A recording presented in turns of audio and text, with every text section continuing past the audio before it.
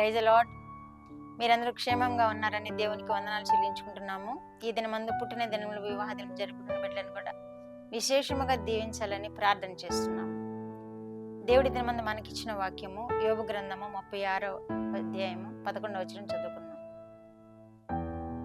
వారు ఆలకించి ఆయనను సేవించిన ఎడల తమ దినములను క్షేమముగాను తమ సంవత్సరములను సుఖముగాను వెళ్ళబుచ్చెదరు. మనము ఆయన మాటలను ఆలకించాలని, సేవించాలని వాక్యం తెలియజేస్తుంది. వాక్యాలు వినడానికి ఎంత మాత్రం ఇష్టపడరు చాలా మంది. ఆదివారం ఆరాధనలో కానీ, ఏదైనా స్పెషల్ మీటింగ్స్లో కానీ, ప్రోగ్రామ్స్ అయితే ఎంతో ఆసక్తిగా చూస్తారు. వాక్యం వచ్చేసరికి మాటలు అరుస్తాయి, నిద్ర వస్తుంది, ఇంకా అనేకమైనవి వస్తూ ఉంటాయి. వాక్యం అంటే ఎవరికి ఆసక్తి ఉండదు. యూట్యూబ్లో వాక్యాలు చూడటం కూడా చాలా తక్కువ. వారు ఆలకించి వినిన ఎడల వారి దినములు క్షేమంగా గడుస్తాయని వాక్యం తెలియజేస్తుంది. మాటలు వినాలి, సేవించాలి ఆయన్ని. మాటలు వినకపోతే మనం ఆయన సేవించేట్లో మనం నేర్చుకోలేము. వాక్యాల ద్వారా, వాక్యాల్లో ఎన్నో విధాలుగా దేవుని సేవించేట్లో మనకు నేర్పిస్తుంది, దేవుని స్తుతించేట్లో మనకు నేర్పిస్తుంది, దేవుని బిడ్డలముగా ఎలా జీవించాలో మనకు నేర్పిస్తుంది. అందుకే వినాలి అని వాక్యం తెలియజేస్తుంది. వినినప్పుడు మన దినాలన్నీ క్షేమంగా ఉంటాయి. ఒకవేళ ఏదైనా చిక్కు సమస్య వచ్చినా వాక్యం మనల్ని సరిగా నడిపిస్తూ ఉంటుంది. వాక్యం అంటే దేవుడే కదా. మనం ఏదైనా దారి తప్పుతున్నప్పుడు దేవుడు మనల్ని వాక్యం ద్వారా సరిచేస్తూ ఉంటాడు, క్రమపరుస్తూ ఉంటాడు, నేర్పిస్తూ ఉంటాడు. దేవుడు ఇశ్రాయేలీయులను అదే చేశాడు కదా. దేవుడు 12 దినాలు ప్రయాణం చేసి వారు కనాను చేరుకోవాల్సిందని 40 సంవత్సరాలు నడిపించారు.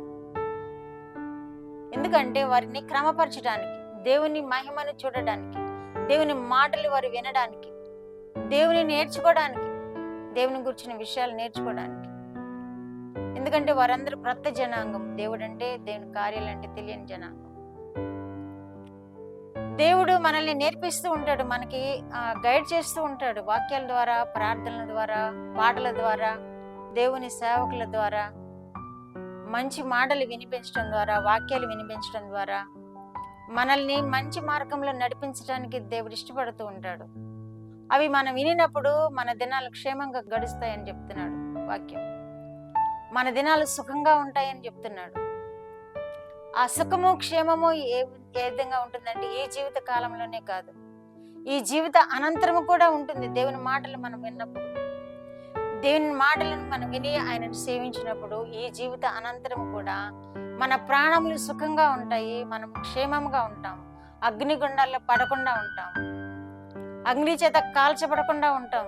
ఆయన సన్నిధిలో, ఆయన వెలుగులో ఆయనను స్తుతిస్తూ హాయిగా గడిపేస్తూ ఉంటాం మన జీవితాంతం, ఈ జీవిత అనంతరము కూడా. అందుకనే ఆయన మాటలు వినమంటున్నాడు దేవుడు, అందుకనే ఆయనను అనుసరించమంటున్నాడు దేవుడు, అందుకనే వాక్యం చదవమంటున్నాడు, వాక్యం వినమంటున్నాడు దేవుడు. కనుక మనము దేవుణ్ణి హత్తుకొని జీవిద్దాము. యెషయా 1:19లో కూడా మీరు సమ్మతించి నా మాటలు విన్న భూమి మీద క్షేమమును మంచి ఫలాలను భుజిస్తారు అంటున్నాడు దేవుడు. మనము క్షేమంగా, సౌఖ్యంగా జీవించడం మాత్రమే కాదు, భూమి మీద మంచి ఫలాలు కూడా పొందుతాం. దేవుని ఆశీర్వాదం ఉంటే మనము సమృద్ధి అనే జీవితం జీవిస్తాం. దేవుని ఆశీర్వాదం ఉంటే మనము క్షేమమైన జీవిస్తాం. ఎప్పుడంటే ఆయన మాటలు వినాలి, ఆయనను సేవించాలి. అటు కృప మనం అందరం పొందుకుందాం గాక. ప్రార్థన. మా దేవా, మా ప్రియ పరలోక ప్రభువా, ఇచ్చిన వాక్యం కొరకు వందనాలు నాయన. బిడ్డలు విని మిమ్మల్ని సేవించి మీ చేత దీవింపబడి మిమ్మల్ని ఘనపరిచేవారుగా ఉండి ప్రభువా మీ రాజ్యంలో వారసులుగా పొందడానికి కృప చూపు మహిమ పొందమని యేసుక్రీస్తు వారి పేరిట మనవలు మీ పాదములైతే వేడుకుంటున్నాను పరమ తండ్రి. ఆమేన్.